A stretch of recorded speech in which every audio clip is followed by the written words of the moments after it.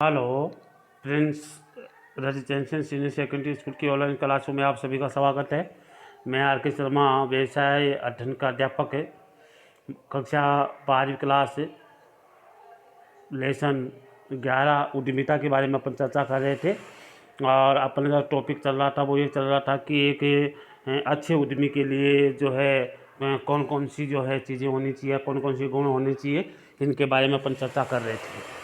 आज 24/10/2020 को अपन चर्चा करेंगे कि शारीरिक और मानसिक गुण कौन कौन से हैं, उनके बारे में चर्चा करेंगे। और उससे पहले 22 तारीख को भी अपने शारीरिक और मानसिक गुण कौन कौन से होने चाहिए, इनके बारे में चर्चा की थी। और आज उनसे आगे अपन चर्चा करेंगे। तो इससे पहले अपन देख लेते कि कौन कौन से हैं वो सारे गुण वगैरह जो देखिए उद्यमी के गुण के बारे में अपन चर्चा की थी 22/10/2020 को। और एक उद्यमी में गुणों को 3 भागों में बांटा गया है। पहला है शारीरिक मानसिक, दूसरा है सामाजिक और नैतिक, और तीसरा है पेशेवर और व्यवसाय के गुण। और उसके बाद मैंने पहला गुण जो है उसको विस्तार से मैं पढ़ा रहा था। और पहला गुण था शारीरिक और मानसिक गुण में पहला जो था वो था उत्तम स्वास्थ्य और कार्य शक्ति होनी चाहिए। और उसके बाद दूसरा बताया गया परिश्रमी होना चाहिए, तीसरा बताया गया कल्पनाशील होना चाहिए, चौथा बताया गया तेज बुद्धि और स्मरण शक्ति उसमें होनी चाहिए। आज जो आपका टॉपिक चलेगा वो चलेगा कि अगला जो पॉइंट है उसके बारे में बात करेंगे। उसका है आत्मविश्वास और मानसिक गुण में है आत्मविश्वास। आत्मविश्वास सफलता की जननी मानी जाती है और आत्मविश्वास के सहारे कठिन से कठिन जो कार्य होता है वो आसानी से किया जा सकता है। और अतः एक उद्यमी में लक्ष्य प्राप्ति हेतु विपरीत परिस्थितियों का सामना करने का आत्मविश्वास भी होना चाहिए, ताकि किसी प्रकार की कोई समस्या नहीं हो। किसी प्रकार की कोई समस्या तो उस व्यक्ति में कार्य करने की आत्मविश्वास होना चाहिए। कार्य करने का जो है अच्छा जो है विश्वास उसमें होना चाहिए। तो अच्छा कार्य, अच्छा विश्वास अगर उसमें होगा तो हर भी कठिन से कठिन कार्य भी जो है वो आसानी से कर सकता है। कठिन से कठिन कार्य को भी जो है आत्मविश्वास से पूरा कर सकता है। तो एक अतः उद्यमी में लक्ष्य प्राप्ति के लिए विपरीत परिस्थितियों का सामना करने का जो है आत्मविश्वास होना चाहिए। कठिन से कठिन कार्य आसानी से किया जा सकता है जब आप में कॉन्फिडेंट है, आत्मविश्वास है तो इसलिए आत्मविश्वास होना चाहिए। दूसरा है आशावादी। व्यक्ति को ये आस होनी चाहिए कि आगे जो भी अपन कार्य कर रहे हैं अगर असफलता है तो हमेशा जो है उसे निराश नहीं होना चाहिए, निराशा नहीं होनी चाहिए, निराश नहीं होना चाहिए।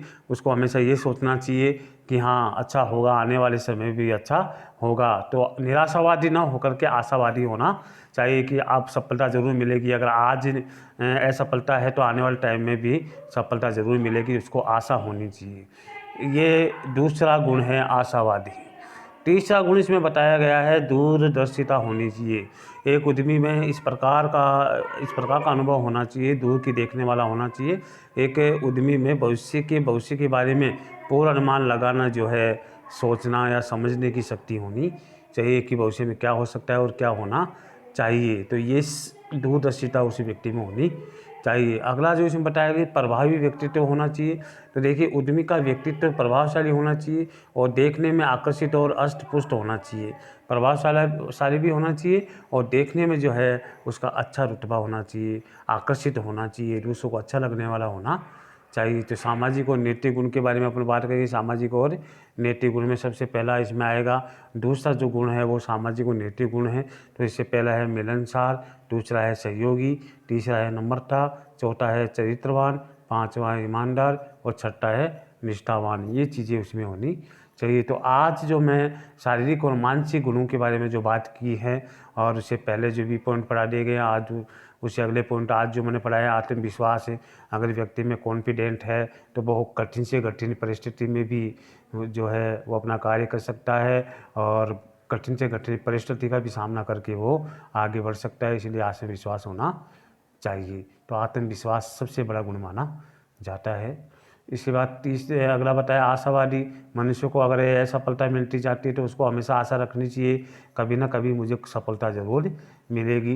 तो उसको हमेशा आशावादी होना चाहिए। तो आशावादी भी एक सबसे बड़ा गुण माना जाता है।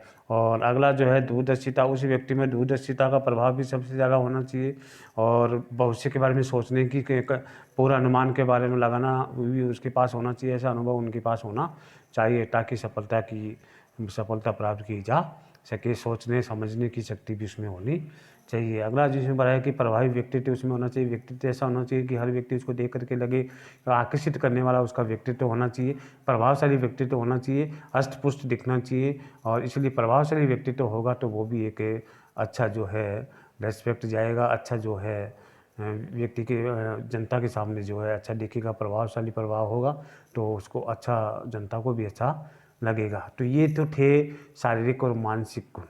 अब इसमें बताया जाए कि सामाजिक और नैतिक गुण में क्या होना चाहिए।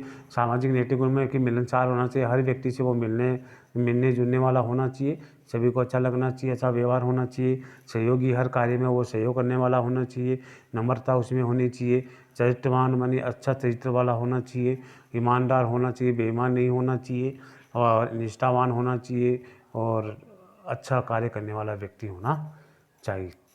तो आज मैंने आपके जो है 6-7 टॉपिक जो करवाए हैं, ये तो मानसिक और शारीरिक गुण के बारे में भी आज टॉपिक आपको करवाया है और एक सामाजिक और नैतिक गुण के बारे में भी मैंने आपको करवाया है। तो किसी प्रकार की अगर फिर भी किसी को कोई समस्या है तो वो आप मेरे से संपर्क कर सकते हैं ताकि मैं उसकी समस्याओं का समाधान कर सकूं। तो आपको जो टॉपिक करवाया है वो आज इतना ही करवाया है। तो देखिए, आत्मविश्वास व्यक्ति में होना चाहिए, शारीरिक और मानसिक गुण में आशावादी होना चाहिए वो व्यक्ति, इसके साथ ही वो दूरदर्शिता वाला, दूर की सोचने वाला भी होना चाहिए, प्रभावशाली व्यक्तित्व होना चाहिए, सामाजिक और नैतिक गुण उस व्यक्ति में होने चाहिए। तो आज के लेसन में मैंने आपको ये टॉपिक करवाए हैं। आगे जो है इनकी सह विस्तार से आपको करवाऊँगा। आगे जो मैं आपके सह विस्तार से इन टॉपिकों के बारे में करवाऊँगा ताकि सभी को मालूम रहे।